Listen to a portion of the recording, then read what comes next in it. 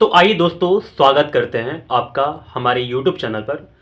उम्मीद करता हूं कि आप बिल्कुल बढ़िया हैं और मैं भी बिल्कुल बढ़िया हूं। तो क्लास 10th के विद्यार्थियों के लिए जो 2024 में एग्ज़ाम देने वाले हैं, उनके लिए मैंने ऑब्जेक्टिव क्वेश्चंस के बहुत सारे चैप्टरों का सॉल्यूशन अपने चैनल पर दे रखा है। अगर आप चाहते हैं कि रिवीजन बिल्कुल अच्छे से करना, ठीक है, ऑब्जेक्टिव क्वेश्चंस का जो प्रीवियस ईयर के हैं, तो बिल्कुल मेरे चैनल पर आकर के अच्छे से बिल्कुल पढ़ाई करें, आपको काफ़ी बेनिफिट मिलेगा। आपसे एक भी क्वेश्चंस नहीं छूट पाएंगे, ठीक है, अगर रिवीजन करते हैं तो अच्छे से। ठीक है, तो थोड़ा सा मैं आपको बता दूं कि मैंने कौन कौन से चैप्टर का अब तक रिवीजन करा दिया हुआ है। ठीक है, तो सुनिएगा। त्रिकोणमिति, समांतर श्रेणी, पृष्ठ क्षेत्रफल और आयतन, वास्तविक संख्या, बहुपद, दो चरों वाले रैखिक समीकरण युग्म, द्विघात समीकरण, निर्देशांक ज्यामिति, इन सारे चैप्टरों से मैंने अपने चैनल पर सारे ऑब्जेक्टिव क्वेश्चंस हैं, उसका मैंने सॉल्यूशन अपने चैनल पर दे चुका हूं। अब मैं आपसे देखने वाला हूं इस वीडियो में ब्रिज से संबंधित क्षेत्रफल को। ठीक है, तो आइए अब स्टार्ट करते हैं। हम लोग ब्रिज से संबंधित क्षेत्रफल के सारे क्वेश्चंस को देखना स्टार्ट करते हैं। तो आइए दोस्तों, अब हम बढ़ते हैं आगे और देखना स्टार्ट करते हैं क्वेश्चन नंबर 16 को। हमारे सामने क्वेश्चन दिया हुआ है, बोला कि किसी वृत्त के केंद्र से 8 सेंटीमीटर लंबी जीवा की न्यूनतम दूरी 3 सेंटीमीटर है, तो वृत्त का व्यास होगा। ये बहुत सिंपल क्वेश्चन है, मैं आपको समझाता हूँ, अच्छा से सुनिएगा ध्यान से। हमारे पास एक वृत्त है, ठीक है, ऐसे करके दिया हुआ वृत्त हमारे पास, ठीक है, और वृत्त में बोल रहा कि 8 सेंटीमीटर लंबी हमारे पास इसमें एक जीवा हो जाएगा। ठीक है, तो मैंने यहाँ पर एक जीवा बना लिया ऐसे करके। ठीक है, जीवा की लंबाई कितनी है, तो 8 सेंटीमीटर है। ठीक है, अब क्या बोला कि केंद्र से 8 सेंटीमीटर लंबी जीवा की न्यूनतम दूरी 3 सेंटीमीटर है। अगर केंद्र से हम इस जीवा को देखें तो इसकी जो दूरी है ये 3 सेंटीमीटर की है। ठीक है, तो बोला कि वृत्त का व्यास होगा। हमको वृत्त का व्यास फाइंड करना है, तो सबसे पहले इसको हम लोग इसको ज्वाइंट कर लेंगे ऐसे करके, और यहाँ पर जो हमारे पास सेंटर है यानी केंद्र है, इसका नाम दे देंगे ओ। यहाँ पर ए हो जाएगा, यहाँ पर बी हो जाएगा और यहाँ पर सी हो जाएगा। ठीक है, चलिए अब हम व्यास निकालना स्टार्ट करते हैं। सबसे पहले व्यास निकालने से पहले हमको त्रिज्या निकालना पड़ेगा। ठीक है, तब हम क्या करेंगे, त्रिज्या निकल कर आएगा तो हम लोग व्यास निकाल सकते हैं इजीली। ठीक है, तो देखिए सबसे पहले क्या करेंगे, अगर मैं बोलूँ आपका कि ए बी का जो लेंथ है वो कितना है, तो आप बोलेंगे 8 तो है, लेकिन हम लोग इसको ऐसे करके बोल देंगे, थोड़ा सा अच्छा रहेगा, ए सी प्लस बी सी। ठीक है, ए सी प्लस बी सी हो जाएगा। अब देखिए मैं आपको बताता हूँ कि जो ए सी है ना वो बी सी के इक्वल है। आप बोलेंगे कैसे, तो देखिए ए सी जो है, मैंने क्या बोला, ए सी जो है वो क्या है, बी सी के इक्वल है। कैसे, तो देखिए मैं आपको समझाता हूँ। जैसे किसी जीवा पर किसी केंद्र से अगर लंब डाला जाता है, ठीक है, लंब ये है, ठीक है ना, लंब डाला जाता है तो ये जीवा को दो बराबर भागों में बांटता है, यानी कि समद्विभाजित करता है, यानी कि ये ए सी हमारा जो होगा वो बी सी के इक्वल हो जाएगा। ठीक है, मैंने यहाँ तक समझा दिया आपको। अब चलिए मैं क्या करूँगा, ए सी प्लस यहाँ पर बी सी की जगह पर क्या कर लूँगा, ए सी कर लूँगा। ठीक है, तो ए बी हमारा जो होगा वो 2 ए सी हो जाएगा। अब मैं आपको समझाता हूँ अच्छा से और भी। देखिए हमारे पास जो ए बी का मान है वो 8 दे दिया हुआ है, तो मैं ए बी की जगह पर 8 रख दूंगा। यहाँ पर बराबर 2 ए सी आ जाएगा, तो 2 से कटा लेंगे, कैंसिल करा लेंगे, तो यहाँ पर 4 बार में कैंसिल हो जाएगा। तो जो ए सी हमारे पास आ गया वो 4 सेंटीमीटर आ गया। ठीक है, यानी कि ए सी का मान हमारे पास कितना आ गया, 4 सेंटीमीटर का आ गया। ठीक है, अब देखिए हमारे पास ए सी का मान आ चुका है 4, हमारे पास ओ सी का मान है ये 3 है, तो इसमें हम लोग इस त्रिभुज में अब आ जाएंगे, त्रिभुज ए ओ सी में। देखिए इसमें पाइथागोरस नियम लगा लेते हैं। ठीक है, आपको पता होगा कि पाइथागोरस नियम होता क्या है। ठीक है, तो यहाँ पर पाइथागोरस नियम लगाएंगे, पाइथागोरस नियम से। पाइथागोरस नियम आपको पता होगा कि कर्ण का स्क्वायर बराबर लंब का स्क्वायर प्लस आधार का स्क्वायर होता है। तो यहाँ पर हमारे पास क्या हो जाएगा, ए ओ का होल स्क्वायर, ए ओ का स्क्वायर इक्वल टू ए सी का स्क्वायर प्लस क्या हो जाएगा, सी ओ का स्क्वायर हो जाएगा। अब देखिए हमारे पास जो ए ओ है ना उसका मान नहीं दिया हुआ है, हमको निकालना है, तो हम बिल्कुल आसानी से निकाल सकते हैं। यहाँ पर ए ओ का स्क्वायर हो जाएगा, यहाँ पर इक्वल टू ए सी का जो वैल्यू हमारे पास दिया हुआ है, मैंने अभी निकाला तो ये 4 सेंटीमीटर दे दिया हुआ है, 4 का स्क्वायर कर लेंगे, जो सी यू का वैल्यू है वो 3 दे दिया हुआ है, तो मैं 3 का स्क्वायर कर लूँगा। अब देखिए इसको और भी अच्छा से सॉल्व करते हैं, तो ए ओ स्क्वायर इक्वल टू क्या हो जाएगा, 4 चौका 16 और 3 तरीका 9 हो जाएगा। तो ए ओ का स्क्वायर बराबर कितना हो जाएगा, 16 9 25 हो गया। अब यहाँ पर ध्यान दीजिएगा, ए ओ बराबर कितना हो जाएगा, तो अंडर रूट 25 हो जाएगा। और जो ए ओ का मान आ गया वो कितना आ गया, 5 आ गया सेंटीमीटर। यहाँ तक बात समझ में आ गया। अब देखिए हमको ए ओ मिल चुका है, ठीक है। ये क्या है, ये एक त्रिज्या है। तो हमारे पास त्रिज्या जो है वो कितना आ चुका, मेरे पास जो त्रिज्या है वो कितना आ चुका, 5 सेंटीमीटर, ठीक है। अगर हम व्यास निकालना चाहते हैं तो क्या करना पड़ेगा, यानी कि 2 गुणे त्रिज्या लिखना पड़ेगा। आपको पता है यहाँ पर 2 का 2 छोड़ देंगे हम लोग, और त्रिज्या की जगह पर जो 5 है ये 5 छोड़ देंगे, तो 5 दूनी कितना हो जाएगा, 10 हो जाएगा। 10 सेंटीमीटर हमारे पास व्यास आ गया।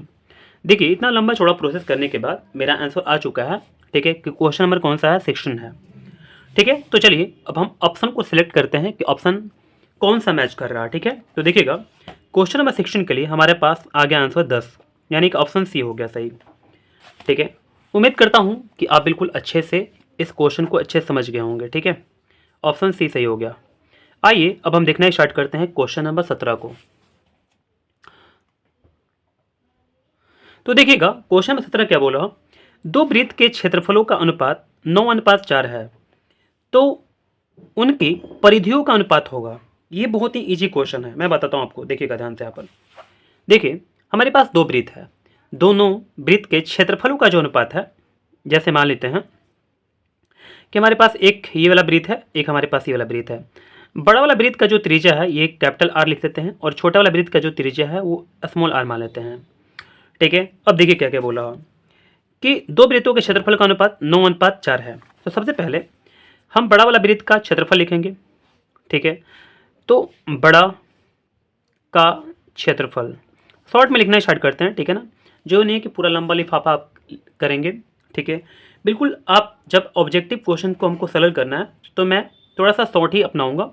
तो बड़ा ऐसे लिखेंगे, पूरा लिखना चाहते हैं तो ऐसे लिख सकते हैं, बड़ा वृत्त का क्षेत्रफल बराबर, और बटे में क्या हो जाएगा, छोटा वृत्त का क्षेत्रफल। तो वृत्त मैंने हटा दिया थोड़ा सा जल्दी करने के लिए। देखिए इसका जो क्षेत्रफल होगा वो क्या होगा, पाई आर स्क्वायर, तो कैपिटल आर लिख देंगे यहाँ पर, और बटे में क्या हो जाएगा, पाई आर स्क्वायर, यानी कि स्मॉल आर हो जाएगा। यहाँ पर पाई आर स्क्वायर हो गया, यहाँ भी पाई आर स्क्वायर हो गया, तो ऊपर वाले में कैपिटल आर है, नीचे वाले में स्मॉल आर है। अब देखिए हमारे पास जो क्षेत्रफलों का अनुपात है वो कितना दे दिया हुआ है, तो एक बार देख लेते हैं अच्छा से, 9:4 दे दिया हुआ है। तो मैं इसके जगह पर लिख लूँगा 9/4। अब देखिए हमारे पास पाई से पाई कैंसिल हो जाएगा, तो हमारे पास क्या बचेगा, आर स्क्वायर और बटे में आर स्क्वायर। हम लोग इसको ऐसे भी लिख सकते हैं, देखिएगा 9/4 है ना, तो इसको मैं 9/4 लिख दिया, और देखिए इस पर भी स्क्वायर है और इस पर भी स्क्वायर है, तो क्या होगा, यानी कि मैं दोनों का होल स्क्वायर कर सकता हूँ, ठीक है। इससे हम लोग इसको ऐसे लिख सकते हैं, इससे कोई अंतर नहीं आएगा, ठीक है ना। चलिए तो अब यहाँ पर स्क्वायर जो है ये अंडर रूट में कन्वर्ट हो जाएगा, यानी कि अंडर रूट 9/4 कैपिटल आर बटे में स्मॉल आर। अब देखिए हमारे पास कैपिटल आर बटे में स्मॉल आर का जो मान आ गया वो कितना आ गया, 3/2 आ गया, ठीक है। यहाँ तक बात आप समझ गए होंगे। देखिए कैपिटल आर बटे में स्मॉल आर इक्वल टू 3/2 आ गया, ठीक है। तो देखिएगा मैं अगले पेज पर लिख लेता हूँ, कैपिटल आर बटे में स्मॉल आर इक्वल टू 3/2 आ चुका है, ठीक है। अब देखिए हमसे क्या पूछ रहा, क्या निकालने के लिए, तो देखिएगा तो बोल रहा तो उनकी परिधियों का अनुपात निकालना है। तो हमारे पास परिधि जो होगा, परिधि के लिए जो फॉर्मूला होता है, देखिए तो बड़ा का परिधि बटे में छोटा का परिधि, छोटा का परिधि। तो देखिएगा हम क्या करेंगे, हमारे पास जो फॉर्मूला अप्लाई होता होगा वो कौन सा होगा, 2πr, और यहाँ पर हम लोग बड़ा आर रखेंगे क्योंकि बड़ा क्लियर है हमारे पास, और नीचे में क्या होगा, 2πr छोटा आर हो जाएगा।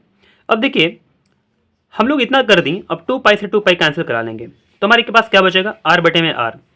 तो आर बटे में आर का मान कितना है, तो देख लीजिए यहाँ पर हमारे पास आर बटे में आर का मान कितना है, 3/2 है, तो मैं इसके जगह पर 3/2 रख लूँगा, ठीक है। और हमारे पास जो परिधि का अनुपात आ गया वो कितना आ गया, 3/2 आ गया, ठीक है। तो देख लीजिए हमारा आंसर आ जाएगा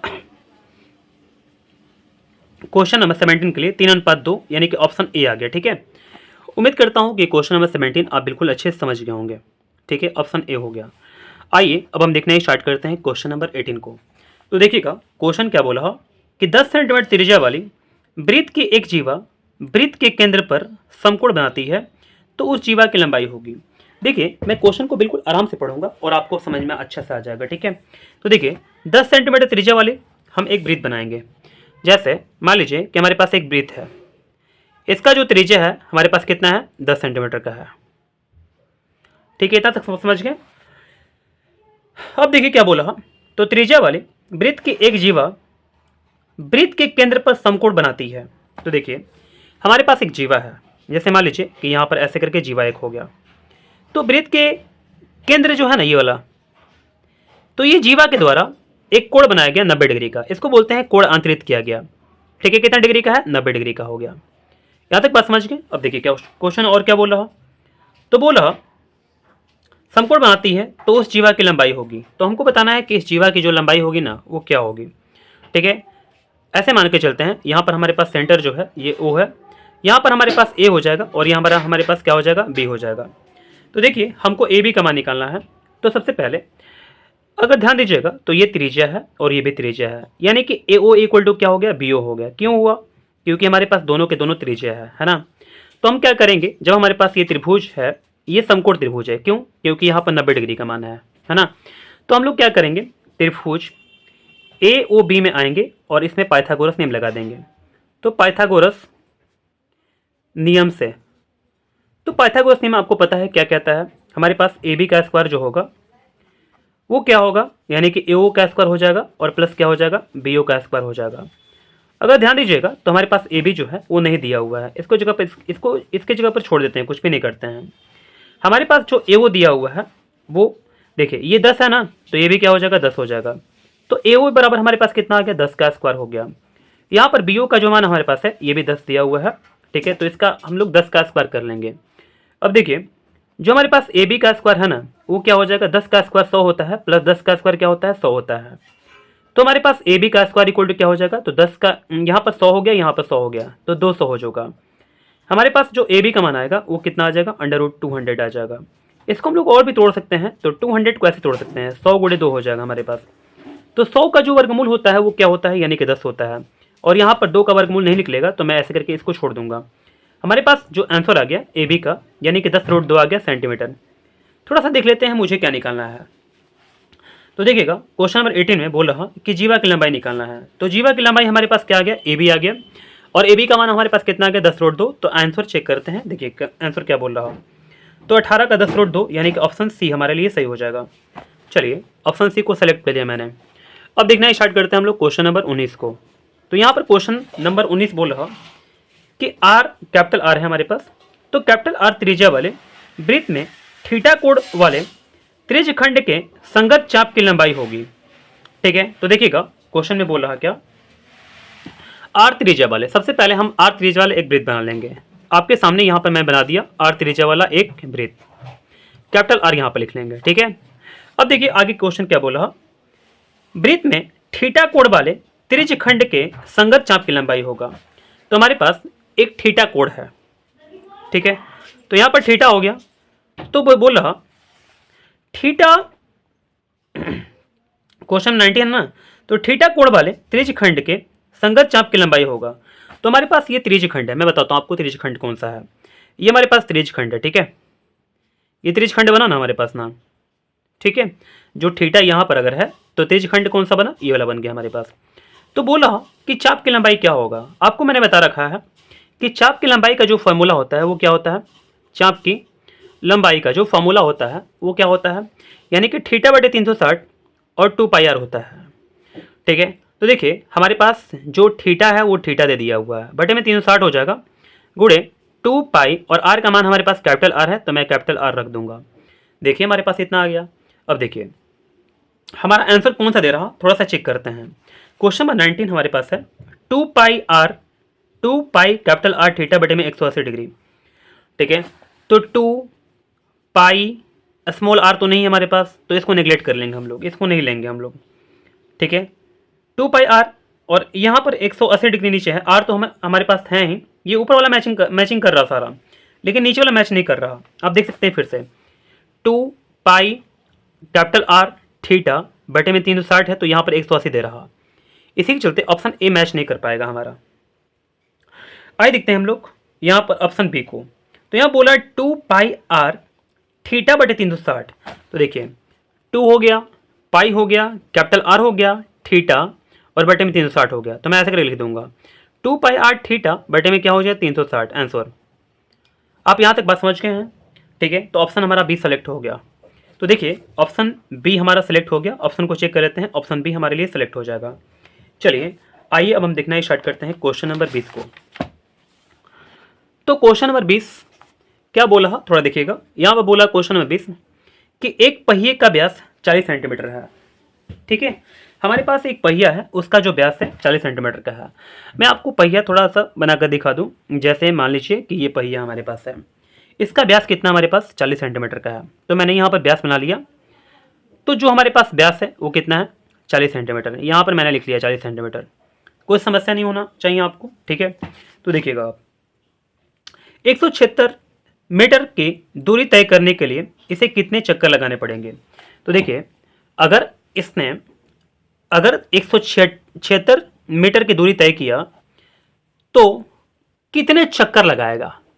जैसे सबसे पहले हम लोग ये पता करेंगे कि आखिर अगर एक चक्कर लगाया, ठीक है, तो कितना दूरी तय किया। तो देखिएगा सबसे पहले एक चक्कर लगाने के लिए हमको क्या करना पड़ेगा, यानी कि एक चक्कर में कितना दूरी तय करेगा ये हमको क्या करना पड़ेगा, इसका परिधि निकालना पड़ेगा, ठीक है। तो आइए सबसे पहले परिधि निकालना स्टार्ट करते हैं। तो पहिए की परिधि निकालेंगे हम लोग। तो आपको पता है फॉर्मूला तो वही होगा 2πr, ठीक है। तो 2 का मान रख देंगे यहाँ पर, पाई का मान हमारे पास 22/7 हो जाएगा और जो r का मान है क्योंकि यहाँ पर 40 हमारे पास है तो इसका आधा कर लेंगे तो 20 हमारे पास हो जाएगा। अब देखिए इसको सॉल्व करते हैं तो हमारे पास क्या हो जाएगा 22 दूनी का 44, 44 दूनी का 88, यानी कि 880 आ गया, बटे में 7 हो गया, ठीक है। इतना सेंटीमीटर हमारे पास हो गया। कोई समस्या नहीं है आपको, सेंटीमीटर में है, एक बार चेक कर लेते हैं। हाँ बिल्कुल सेंटीमीटर में है, लेकिन ये हमारे पास क्या है मीटर में है। थोड़ा सा इस चीज़ को ध्यान रखिएगा, कुछ लोग छोड़ देते हैं। तो देखिए सबसे पहले 176 मीटर को मैं चेंज कर सकता हूँ सेंटीमीटर में।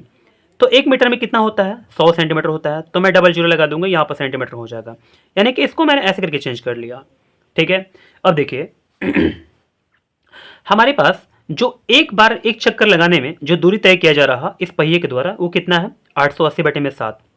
थोड़ा सा दिमाग लगाइए आप कि एक चक्कर में इतना दूरी तय करता है तो इतना दूरी तय करने के लिए कितना चक्कर लगाना पड़ेगा। तो देखिए मैं आपको समझाता हूँ।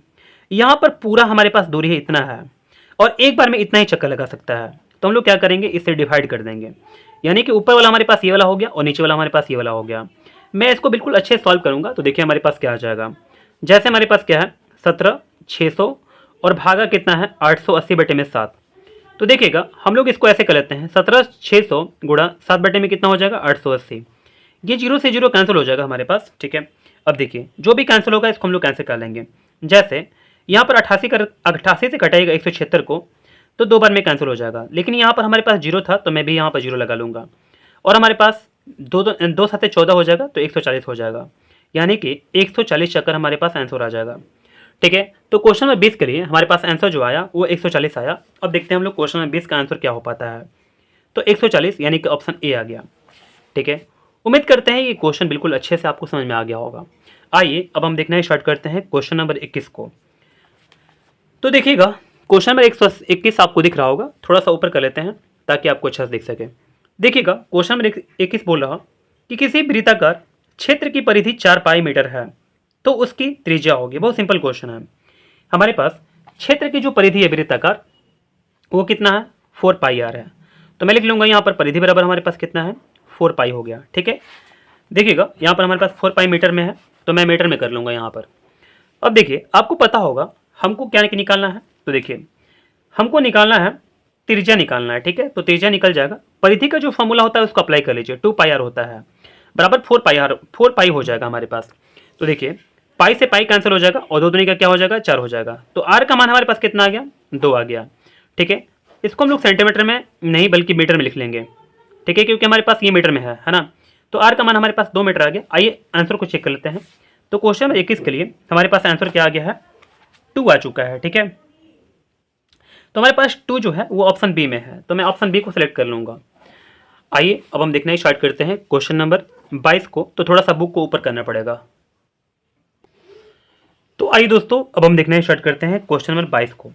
तो यहाँ पर क्वेश्चन हमारे सामने है 6 सेंटीमीटर त्रिज्या वाले अर्धवृत्त की कुल परिमिति होगी। तो देखिए हमारे पास 6 सेंटीमीटर त्रिज्या है, तो अर्धवृत्त की परिमिति निकालना है।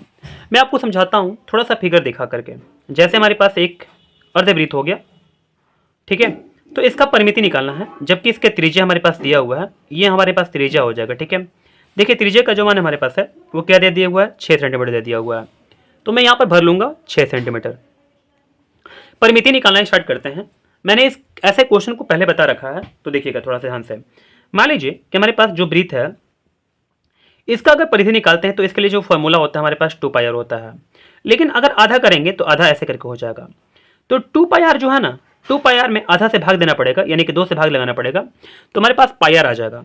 तो इसका जो हमारे पास लंबाई आ गया, ठीक है, वो कितना आ गया, πr आ गया। लेकिन इसको ज्वाइंट भी किया हुआ है, देख लीजिए यहाँ पर ऐसे करके ज्वाइंट भी किया हुआ है। ठीक है, क्योंकि हम लोग अर्धवृत्त बनाएंगे तो ऐसे करके बनाएंगे, आप ऐसे नहीं बना सकते बिल्कुल खुला में। ठीक है, तो देखिए यहाँ से यहाँ तक हमारे पास क्या है, यानी कि ये व्यास है। तो मैंने इसको उड़ा दिया था, तो ये हमारे पास क्या बचा, व्यास बचा, यानी कि ये और ये दोनों व्यास ही हैं, है ना। तो हम लोग यहाँ पर डी लिख सकते हैं। ठीक है, ऐसे करके हम लोग क्या करेंगे, जो हमारे पास अर्धवृत्त का परिमिति आएगा उसके लिए फॉर्मूला क्या होगा, देखिए अर्धवृत्त की परिमिति हमारे पास जो होगा वो क्या होगा, यानी कि πr हो गया प्लस d हो जाएगा। उम्मीद करता हूँ यहाँ तक आप बात समझ गए होंगे। ठीक है, d ऐसे करके लिख लेंगे। तो देखिए मैं क्या करूँगा, यहाँ पर पाई छोड़ दूंगा और r का मान हमारे पास है 6, तो मैं यहाँ पर 6 भर लूंगा। प्लस क्या हो जाएगा, d का मान हमारे पास जो है, देखिए जो d हमारे पास है ना वो क्या होगा, यानी कि 2r होता है, यानी कि 6 हमारे पास है, ये भी 6 हो जाएगा यहाँ से तक, तो 12 हो जाएगा। देखिए इसको हम चाहें तो ऐसे करके कॉमन कर सकते हैं, तो 6 कॉमन हो जाएगा, तो पाई प्लस क्या बचेगा, 2 बचेगा। ठीक है, यानी कि पाई प्लस 2 हो गया और हमारे पास बाहर क्या निकल गया, यानी कि 6 निकल गया। तो हमारे पास परिमिति जो आ गया वो 6 ब्रैकेट में पाई प्लस 2 आ गया। आइए आंसर को चेक करना ही स्टार्ट करते हैं क्वेश्चन नंबर 22 के लिए। तो क्वेश्चन नंबर 22 के लिए हमारे पास आंसर आ चुका कितना, यानी कि पाई प्लस 2 और ब्रैकेट में 6 आ चुका है सेंटीमीटर, यानी कि ऑप्शन बी सही हो जाएगा। आइए अब हम देखना स्टार्ट करते हैं क्वेश्चन नंबर 23 को। तो देखिए क्वेश्चन नंबर 23 हमारे सामने है। बोला क्या 23 कि 21 सेंटीमीटर त्रिज्या वाले वृत्त के उस चाप की लंबाई क्या होगी जो वृत्त के केंद्र पर 60 डिग्री कोणांतरित करती है। मैं एक एक करके समझाता हूँ। हमारे पास एक वृत्त है जिसकी जो त्रिज्या है वो 21 सेंटीमीटर की है। तो मैं यहाँ पर सबसे पहले वृत्त बना लूंगा, इसमें जो त्रिज्या है ये 21 सेंटीमीटर का है। यहाँ तक आप बात समझ गए होंगे। अब देखिएगा क्वेश्चन क्या बोला। तो हमारे पास जो केंद्र पर कोण अंतरित हो रहा वो कितना डिग्री हो रहा, 60 डिग्री। तो मैं यहाँ पर 60 डिग्री ऐसे करके बना लूंगा। ठीक है, 60 डिग्री हमारे पास हो गया। ठीक है, चलिए अब क्या बोला, थोड़ा सा और भी स्टार्टिंग से पढ़ लेते हैं क्वेश्चन को। 21 सेंटीमीटर त्रिज्या, तो मैंने 21 सेंटीमीटर त्रिज्या बना लिया वाले वृत्त के उस चाप के लंबाई क्या होगी जो वृत्त के केंद्र पर 60 डिग्री कोणांतरित करती है। तो मुझे चाप की लंबाई बताना है। आपको पता है चाप की लंबाई कौन, मतलब यानी कि ये वाला हमारे पास होगा। ठीक है, क्योंकि यही जो हमारे पास चाप है यही तो कोणांतरित कर रहा 60 डिग्री का, ऐसे करके कोण बना रहा। ठीक है, तो देखिए हमको क्या करना है, इस चाप की लंबाई निकालना है। तो चाप की लंबाई के लिए जो फॉर्मूला होता है वो क्या होता है, चाप की लंबाई बराबर, आपको पता है मैंने आपको फॉर्मूला बताया था, थीटा बटे 360 और 2πr हो जाएगा। ठीक है, तो देखिए थीटा का मान हमारे पास दिया हुआ है 60 और बटे में 360 हो जाएगा, और यहाँ पर हमारे पास क्या हो जाएगा 2। पाई का मान देख लेते हैं रखा हुआ है कि नहीं रखा हुआ है। क्वेश्चन नंबर 23 के लिए पाई का मान रख दिया हुआ, तो मैं भी रख लूँगा। तो देखिएगा 22/7 हो जाएगा, और आर का मान हमारे पास कितना है, तो 21 है, तो 21 में भर लूँगा यहाँ पर। अब देखिए जो जो कैंसिल होने वाला है उसको कैंसिल कर लेंगे पहले। तो देखिए यहाँ पर हमारे पास आर का मान 21 है, याद कीजिएगा। तो देखिए 7 तरीका क्या हो जाएगा, 21 हो जाएगा। ठीक है, 60 से घटाएंगे 360 को, तो 6 6 का 36 हो जाएगा। ठीक है, फिर 3 से कटा लेंगे, 3 दूनी का 6, और 2 से 2 कटा लेंगे, तो यहाँ पर कुछ नहीं हमारे पास बचा, ओनली हमारे पास क्या बचा, 22। तो हमारे पास 22 क्या हो जाएगा, चाप की लंबाई हो जाएगा। सेंटीमीटर में सब कुछ दिया हुआ है, तो मैं भी इसको सेंटीमीटर में कर लूँगा। आइए आंसर को सेलेक्ट करते हैं। तो क्वेश्चन नंबर 23 के लिए हमारे पास आंसर क्या आ गया, 22, यानी कि ऑप्शन बी हो गया। तो देखिए ऑप्शन बी को मैंने सेलेक्ट कर लिया।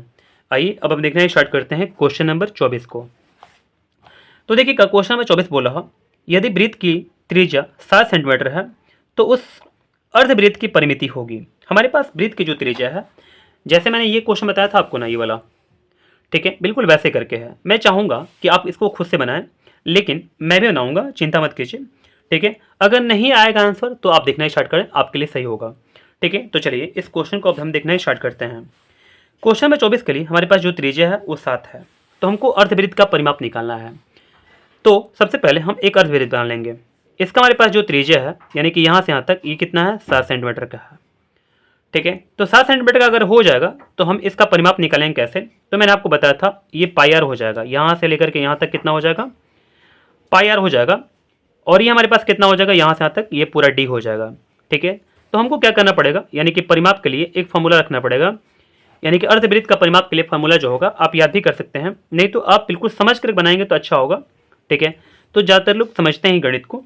ठीक है, मैंने तो यहाँ पर, मुझे ऐसे नहीं बोलना चाहिए, तो मैंने यहाँ बता दिया कि आप इसको याद नहीं कर सकते हैं, बल्कि आप इसको समझ सकते हैं, आपके लिए काफ़ी अच्छा रहेगा।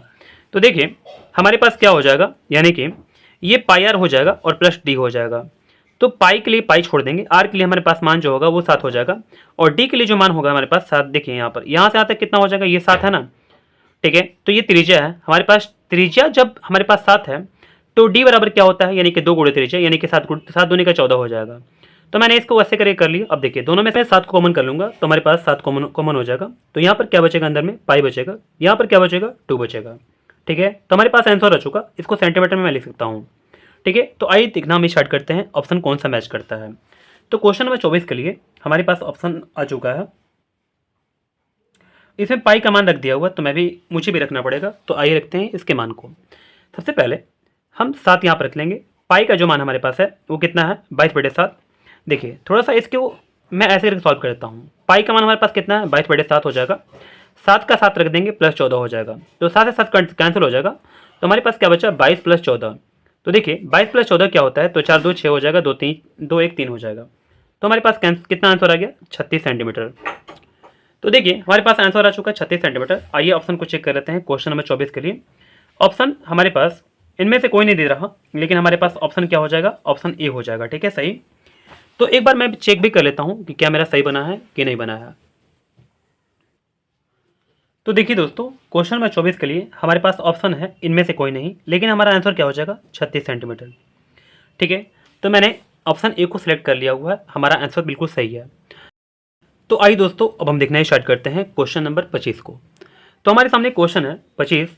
यदि कोण P डिग्री त्रिज्या r वाले वृत्त के त्रिज्यखंड का कोण हो तो त्रिज्यखंड का क्षेत्रफल होगा। सबसे पहले हम एक वृत्त बना लेंगे। इसमें जो कोण हमारे पास है वो कितना है, P डिग्री।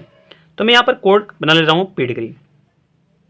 ठीक है, तो बोल रहा P डिग्री हमारे पास कोण हो गया, और त्रिज्या हमारे पास क्या है, r है। ठीक है, हमारे पास त्रिज्या जो है वो क्या है, r है। ठीक है, तो इस त्रिज्यखंड का क्षेत्रफल निकालना। त्रिज्यखंड हमारे पास क्या है, ये वाला जो हमारे पास कोण है, ये वाला हमारे पास जो क्षेत्र है ना, ये वाला पूरा, इसको हम लोग बोलेंगे क्या, यानी कि त्रिज्यखंड बोल देंगे। ठीक है, लघु त्रिज्यखंड है। तो मुझे इसका क्षेत्रफल फाइंड करना है, यानी कि त्रिज्यखंड का क्षेत्रफल के लिए जो फॉर्मूला होगा आपको पता होना चाहिए। त्रिज्यखंड का क्षेत्रफल बराबर क्या होगा, यानी कि थीटा बटे में 360 और पाई आर स्क्वायर हो जाएगा। तो ये फॉर्मूला आप याद करेंगे। ठीक है, तो देखिए हमारे पास जो कोण था वो P डिग्री था, तो मैं थीटा की जगह पर क्या रखूंगा, P डिग्री बटे में 360, और पाई आर जो हमारे पास है वो आर ही है, स्मॉल आर ही है, तो मैं इसके जगह पर ऐसे करके छोड़ दूंगा। तो हमारे पास आंसर जो आया वो P बटे में 360 पाई आर स्क्वायर आ गया। आइए ऑप्शन को चेक करते हैं कौन सा ऑप्शन सही है। तो क्वेश्चन 25 के लिए हमारे पास आंसर क्या आ गया, पाई आर स्क्वायर P बटे में 360। ठीक है, यानी कि ऑप्शन बी हमारे लिए सेलेक्ट हो जाएगा। तो देखिए पाई आर स्क्वायर P बटे में कितना हो गया, 360 हो गया। ठीक है, तो उम्मीद करते हैं ये क्वेश्चन बिल्कुल अच्छा समझ गए होंगे। ऑप्शन हमारे पास क्या हो जाएगा, 25 के लिए ऑप्शन बी हो जाएगा सही। ठीक है, आइए अब हम देखना स्टार्ट करते हैं क्वेश्चन नंबर 26 को। तो क्वेश्चन नंबर 26 बोल रहा, यदि एक वृत्त का क्षेत्रफल 154 सेंटीमीटर स्क्वायर है तो इसकी परिधि है। तो देखिए हमारे पास जो वृत्त का क्षेत्रफल है, क्वेश्चन नंबर 26, हमारे पास क्षेत्रफल कितना है, तो देख लीजिएगा 154 है। ठीक है, तो मैं 154 यहाँ पर रख लूँगा। और क्षेत्रफल के लिए जो फॉर्मूला होता है वो क्या होता है, वो होता है पाई आर स्क्वायर बराबर 154 हो जाएगा। पाई का मान जो होगा वो कितना होगा, 22/7, आर स्क्वायर हो जाएगा बराबर कितना होगा, 154। 22 सत्ते कितना हो जाएगा, 154। तो हमारे पास आर स्क्वायर बराबर कितना हो जाएगा, 7 7 49 हो जाएगा। तो आर का मान अगर हम निकालते हैं तो हमारे पास 7 हो जाएगा, क्योंकि 49 का वर्गमूल निकालने के बाद हमारे पास कितना आएगा, क्योंकि ये स्क्वायर में है ना, तो ये राइट में जा करके अंडर रूट में कन्वर्ट हो जाएगा, तो 49 का वर्गमूल जो होगा वो 7 हो जाएगा। तो जो हमारे पास आर का मान आ गया वो 7 आ चुका है। तो मुझे वृत्त का परिधि निकालना है, तो आइए परिधि को अगले पेज पर निकालना स्टार्ट करते हैं। तो हमारे पास आप देखे थे पीछे कि जो त्रिज्या का मान था यानी कि 7 आ गया था, तो परिधि के लिए जो फॉर्मूला होता है आपको पता होगा, परिधि का जो फॉर्मूला होता है वो 2πr होता है, ठीक है। तो 2 इंटू पाई का मान 22/7 हो जाएगा और आर का जो मान हमारे पास है वो 7 हो जाएगा। देखिए जो भी कैंसिल होता है उसको बिल्कुल कैंसिल करा लीजिए, ये 7 से 7 कैंसिल हो जाएगा। 22 ने कितना हो गया 44 सेंटीमीटर। तो परिधि जो हमारे पास आ गया वो कितना आ गया 44 सेंटीमीटर। तो आइए अब हम देखना स्टार्ट करते हैं कि क्वेश्चन नंबर 26 के लिए हमारे पास ऑप्शन जो है वो कौन सा मैच करता है। तो ऑप्शन सी हो जाएगा 44 सेंटीमीटर, ठीक है। तो देखिएगा अब हम देखना स्टार्ट करते हैं क्वेश्चन नंबर 27 को। तो क्वेश्चन नंबर 27 हमारे सामने है, थोड़ा सा इसको ऊपर कर लेते हैं। देखिए तो हमारे सामने क्वेश्चन है, दो वृत्तों के परिधियों का अनुपात 3:4 है, तो उनकी क्षेत्रफलों का अनुपात है। तो देखिए हमारे पास जो दो वृत्त है उसकी परिधि जो है, सबसे पहले हम वृत्त बना लेते हैं आपको समझाने के लिए। जैसे हमारे पास एक वृत्त है ये वाला, एक वृत्त हमारे पास ये है, दोनों की परिधि का जो अनुपात दिया हुआ ना, जैसे मान लीजिए कि ये बड़ा वाला जो हमारे पास वृत्त है उसका जो त्रिज्या है कैपिटल आर, और जो छोटा वाला वृत्त है उसका जो त्रिज्या है वो स्मॉल आर है, ठीक है। अब देखते हैं आगे। तो 3:4 है, यानी कि सबसे पहले छोटा वृत्त को हम लोग ऊपर रखेंगे और बड़ा वृत्त को हम लोग क्या करेंगे नीचे करेंगे, ठीक है, तभी तो 3/4 आ जाएगा। तो देखिए परिधि जो हमारे पास होगा छोटा वृत्त के लिए वो क्या हो जाएगा 2π स्मॉल आर, और बड़ा वृत्त के लिए परिधि जो होगा वो क्या हो जाएगा 2π कैपिटल आर, बराबर हमारे पास कितना दे दिया हुआ है। तो देखिए 3:4 दे दिया हुआ है, तो मैं 3:4 यहाँ पर भर लूँगा, 3/4 यहाँ पर हो जाएगा, ठीक है। अब देखिए 2π से 2π कैंसिल हो जाएगा, तो हमारे पास क्या बचेगा स्मॉल आर और बटे में कैपिटल आर बराबर कितना हो गया 3/4 हो गया। तो देखिए हमारे पास ये वाला आया क्या, यानी कि त्रिज्या का अनुपात हमारे पास आ गया। तो देखिए क्वेश्चन क्या बोला, उनके क्षेत्रफलों का अनुपात निकालना है। तो क्षेत्रफल का अनुपात बिल्कुल आराम से निकाल देंगे हम लोग, ठीक है। तो देखिएगा सबसे पहले क्या करते हैं, हमारे पास जो क्षेत्रफल का अनुपात होगा वो कैसे निकलेगा, तो फॉर्मूला होता है पाई आर स्क्वायर यानी कैपिटल आर स्क्वायर बटे में क्या हो जाएगा पाई आर स्मॉल आर स्क्वायर, ठीक है। तो देखिए अगर हम चाहें तो यहाँ पर पाई से पाई कैंसिल कर सकते हैं, तो हमारे पास क्या बचा, यानी कि कैपिटल आर स्क्वायर बटे में स्मॉल आर स्क्वायर, ठीक है। तो दोनों पर स्क्वायर लगा हुआ है, तो मैं क्या कर सकता हूँ, यानी कि दोनों पर होल स्क्वायर ऐसे करके कर सकता हूँ, ठीक है। ओहो एक चीज़ ध्यान दीजिएगा, यहाँ पर सबसे पहले स्मॉल आर रखना था, तो मैंने यहाँ पर कैपिटल आर रख कर गड़बड़ी कर दिया। तो स्मॉल आर बटे में कैपिटल आर, और यहाँ भी स्मॉल आर बटे में क्या हो जाएगा कैपिटल आर, ठीक है। और ऊपर भी क्या हो जाएगा स्मॉल आर बटे में क्या हो जाएगा कैपिटल आर हो जाएगा, ठीक है। अब स्मॉल आर बटे में कैपिटल आर का जो मान हमारे पास है वो दिया हुआ है 3/4, ठीक है। तो इसका होल स्क्वायर करना पड़ेगा। अब देखिए 3 का स्क्वायर 9 होता है, 4 का स्क्वायर 16 होता है, तो 9 बटे में क्या हो जाएगा 16 हो जाएगा। तो हमारे पास जो क्षेत्रफलों के लिए अनुपात है ना वो कितना आ गया 9:16, 9 बटे में 16 आ गया, ठीक है। तो आइए ऑप्शन को सिलेक्ट करते हैं क्वेश्चन में 27 के लिए 9:16 जो है ऑप्शन डी हो गया। तो चलिए हमारा डी ऑप्शन सही हो चुका है। आइए अब हम देखना स्टार्ट करते हैं क्वेश्चन नंबर 28 को। तो पेज को थोड़ा सा पलट लेते हैं। तो आइए दोस्तों अब हम देखना स्टार्ट करते हैं क्वेश्चन नंबर 28 को। यहाँ पर क्वेश्चन है हमारे सामने कि एक घड़ी के मिनट वाली सुई द्वारा 60 मिनट में बनाए गए कोण होता है। तो देखिए हमारे पास एक घड़ी है, घड़ी कैसा होता है बिल्कुल गोल होता है, तो मैं भी क्या करूँगा बिल्कुल गोल बना लूँगा, गोल नहीं गोल इसको ऐसे वृत्त बोल सकते हैं हम लोग, ठीक है, तो अच्छा रहेगा। तो मेरे पास वृत्त हो गया, और जो इसकी मिनट वाली सुई है, तो देखिए क्या बोल रहा हूँ मिनट वाली सुई के बारे में, मिनट वाली सुई द्वारा 60 मिनट में बनाया गया कोण होता है। तो अगर मान लीजिए मिनट वाली जो सुई है ना 60 मिनट ऐसे कर घूमेगी तो पूरा फिर यहाँ पर पहुँच जाएगी, तो ये जो कोण होगा ना वो क्या होगा हमको ये बताना है। ये ना पूछा, एक बार अच्छे से देख लेते हैं। मिनट वाली सुई द्वारा 60 मिनट में बनाया गया कोण क्या होगा। तो देखिए आप यहाँ बता सकते हैं कि मिनट वाली सुई यहाँ पर अगर है तो पूरा घूमेगा तो 60 मिनट कंप्लीट हो जाएगा हमारे पास, ठीक है। तो कितना डिग्री कोण बना, तो इसका जवाब बिल्कुल सिंपल है। आप बताइए पहले, इसका आंसर सही होगा वो 360 डिग्री होगा। अब अगर आपने बताया हुआ है तो ये बिल्कुल सही है। तो आइए ऑप्शन को सिलेक्ट करते हैं हम लोग। क्वेश्चन नंबर 28 के लिए हमारे पास ऑप्शन डी हो जाएगा 360। ये बहुत सिंपल क्वेश्चन था। आइए क्वेश्चन नंबर 29 को देखना हम स्टार्ट करते हैं अब। तो देखिए क्वेश्चन नंबर 29 क्या बोला, यदि डी एक वृत्त का व्यास हो तो उसका क्षेत्रफल होगा।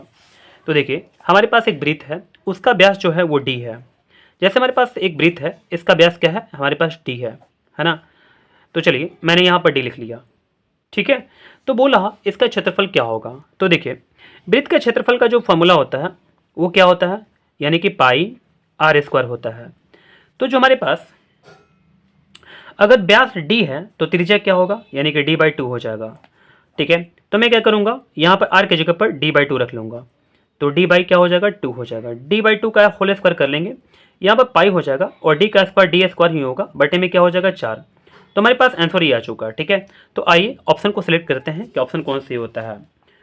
तो देखिएगा हमारे पास ऑप्शन है पाई डी स्क्वायर बटे में 4, ठीक है। पाई डी स्क्वायर बटे में यहाँ पर 2 है, पाई डी स्क्वायर बटे में 4 है, यानी कि वर्ग इकाई, यहाँ पर ऑप्शन डी हो जाएगा सही, ठीक है। तो वर्ग इकाई लिख लेंगे हम लोग यहाँ पर और ऑप्शन डी को सिलेक्ट कर लेंगे। आइए अब हम देखना स्टार्ट करते हैं क्वेश्चन नंबर 30 को। तो सबसे लास्ट क्वेश्चन है इस वीडियो के लिए, तो देखते हैं इसको। यहाँ पर क्वेश्चन 30 बोला, यदि एक वृत्त की परिधि 132 सेंटीमीटर है तो इसकी त्रिज्या है। तो हमारे पास जो परिधि है वो दिया हुआ है, ठीक है। हमको क्या करना है, इसका त्रिज्या निकालना है। तो देखिए जो हमारे पास परिधि है वो कितना दे दिया हुआ है, 132 सेंटीमीटर। जो परिधि के लिए फॉर्मूला होता है वो क्या होता है, 2 पाई आर होता है, बराबर 132 हो जाएगा। तो 2 हो जाएगा, 22/7 हो जाएगा और आर हो जाएगा बराबर 132 हो जाएगा। 22 कितना होता है, 132 होता है, और 2 3 कितना होता है, 6 होता है। तो आर का मान हमारे पास कितना आ गया, 21 आ जाएगा आंसर, ठीक है। तो उम्मीद करते हैं कि क्वेश्चन नंबर 30 आप बिल्कुल अच्छे समझ गए होंगे और जितने भी मैंने क्वेश्चन आपको बताया वो भी अच्छे समझ गए होंगे। अगर कुछ किसी प्रकार का कोई प्रॉब्लम होता है तो आप कमेंट बॉक्स में अपने डाउट को रखें, मैं सारे क्वेश्चन को बताने के लिए पूरा तत्पर हूँ, ठीक है। तो उम्मीद करते हैं कि बिल्कुल आपका अच्छा से पढ़ाई चल रहा होगा। चलिए अब हम मिलते हैं अगली वीडियो में।